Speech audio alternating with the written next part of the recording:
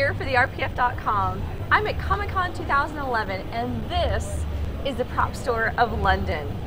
I'm here with Brandon Alinger, who is the Chief Operations Officer of the LA branch of Prop Store of London. Thank you for joining us today, Brandon. Thanks for having me. Now, many of you may not know, but Brandon actually created the RPF. Brandon, can you tell us a little bit about that? Yeah, I started the RPF in about 1997, I believe, 96, 97, well, maybe even earlier than that, maybe 95. I don't know when I started the RPF, but at some point I started a forum about collecting film props, replicas of film props. It wasn't called the RPF at that time, and it actually wasn't a forum, it was a message board. It was just an early internet message board. I think it was something called Be Seen, was the software, and it was just about bringing people together to talk about film props. You know, I'd gotten interested in replica film props when someone sent me a copy of this instruction manual to make a lightsaber, essentially. I got one of those too, and that's what got me hooked as well. I think it got a lot of people started. Yeah. But basically, it was talking about this thing called a Graflex 3-cell. I had no idea what that was. Nope, me neither. That was what they made the lightsabers out of. So I got that. It got me really interested. I started reading online, and there were some message boards at that time on AOL. Okay. America Online, where you could read about this kind of stuff. And there was a small group of people there talking about it.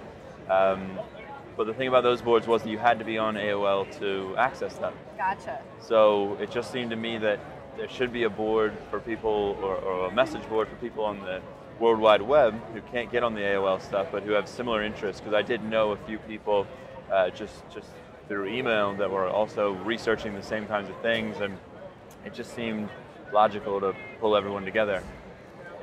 Glad that you did. Me too. It's been a huge success. So now you've done what I think a lot of people would dream of doing. You've been able to turn your hobby into an actual career. How exactly did you get in with Prop Store and become their Chief Operations Officer? Well, I met the Prop Store guys in 2004, I think. I went over to London. It was the first time I've ever been to the UK to pick up a piece that I'd found online. Basically, I found a guy who he had a family member who was involved with Empire Strikes Back, okay, and he had an original C-3PO leg and foot. Nice. And so I went over there to get those pieces, and a friend of mine named Andy Golding picked me up and showed me around and took me out to Prop Store and introduced me to the guys there, who I had corresponded a bit with through email. And I got to see their facility in England, and we went to a trade show that they were doing at the time, and you know, similar to Comic-Con here. But in England, and I thought it was great. It was just a lot of fun. I thought it was awesome that this is what these guys did for a living. Had so much great stuff there.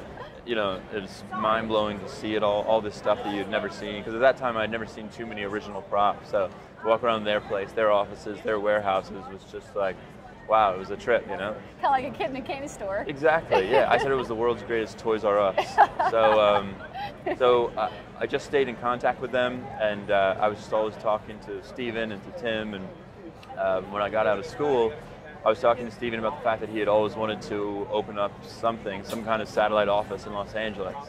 And so we basically came up with a plan that I would go out there and start just a small office to work on sourcing stuff for Prop Store.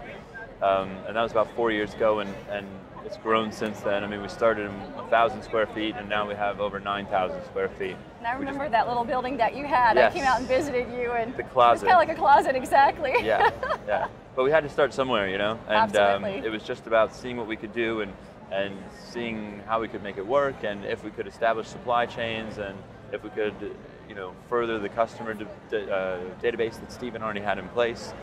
And yeah, it's going well. It's been a lot of fun. Definitely. What was the motivation for Prop Store of London to expand into the States? Well, it was largely just about supply. You know, movies are made all over the world, but a lot of the major studios are still based in Los Angeles, so Los Angeles is still a major hub for it. Sure. A lot of the assets wind up back in Los Angeles, even when a film is made overseas. So there's always stuff in LA, and I think Steven had been working for years on just furthering those supply chains and developing those relationships with suppliers and making sure that he had a steady stream of material coming from sources in LA, but that's hard to do from a continent away. Sure. So, you know, the goal was, if I was there and I was ready to go, then if there was a phone call that said, hey, you can have this stuff, but you got to pick it up by Friday, and someone could go and do that. Whereas to try to coordinate that from across the ocean is a difficult thing to do. Definitely. So that was the basis of it, you know. And when we started, it was just me. Now we have 5 people, and yeah, it's grown. Tell us what is a typical day like for you at Prop Store of London? A typical day really varies. I mean, I think like most people, I start first thing in the morning, I get on the emails, I see what's happened overnight basically. I always have a wave of emails in because these guys are on a different time zone to me. They're 8 hours ahead. So I'm basically 8 hours behind them when I start sort of Got to be a little bit of a handling challenge. their queries and things, yeah. And, you know, get into the office, check for phone messages, respond to whatever I'm responding to at the time. We have our new products that go live at 10 a.m. So every morning, 10 a.m., I'm looking over the new products, making sure all the listings are correct, making sure that everything has gone up that was supposed to go up. Just a double checking process, really. And then, I mean, I would say the best days, the good days are when I get to go out and look at material. Yeah. So if it's going to be a good day for me, then I'm going to be going off to some supplier, some source to take a look at stuff that we're thinking of acquiring. And that's the most fun part of the job. That's the stuff that I love, is going out, looking through boxes, looking at things that people haven't looked at for years and years, discovering things that you never knew existed before.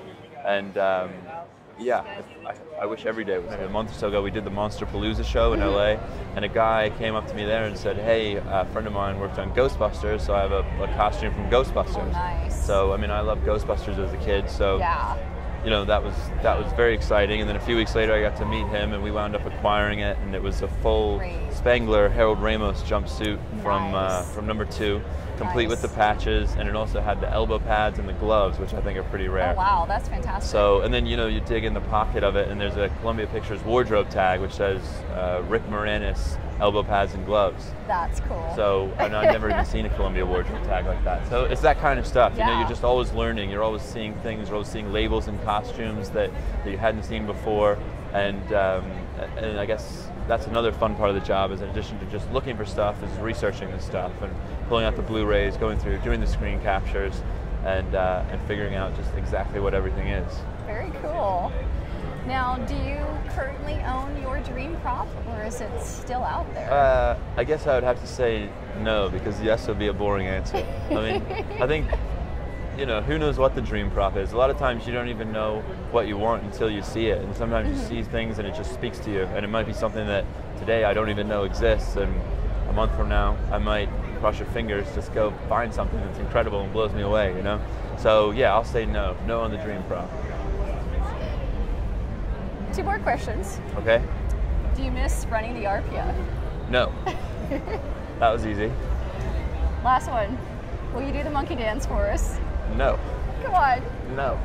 Monkey dance. That was also easy. Nope. Brandon, thank you so much. I appreciate it. You're welcome. Thanks for having me. This has been Star Wars Chick for the RPF.com.